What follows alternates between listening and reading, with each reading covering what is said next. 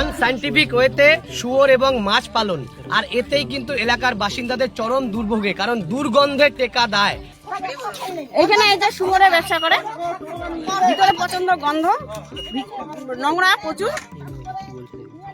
আপনি গেলে দেখতে পাবেন, আপনি ভিতরে যান, থাকা যায় না গন্ধের জন্য। থাকতে পারি না আমরা, এত গন্ধ, ঘুমাইতে পারি না গন্ধের জন্য। আমরা বাচ্চা কাচ্চা কেউ খাইতে পারে না, পারি না, হ্যাঁ ঘুমাইতেও পারি না, আমরা ঘুমাইতেও পারি না, এত গন্ধ। দীর্ঘ কয়েক বছর ধরে এখানে শুয়োর পালন করে যাচ্ছে, মাছ পালন করছে। সেই মাছ চাষের জায়গা বিরাট এলাকা জুড়ে, এই রংধামালি সংলগ্ন ডোডালিয়া এলাকায় এখানে কিন্তু মাছের চাষ করা হচ্ছে। শুধু তাই না, পাশাপাশি শুয়োর পালন করা হচ্ছে, কিন্তু পুরো এলাকায় গন্ধ এবং এই দুর্গন্ধে কিন্তু এলাকার বাসিন্দারা এবং স্কুল পড়ুয়ারা তারা কিন্তু চরম সমস্যায় রয়েছে।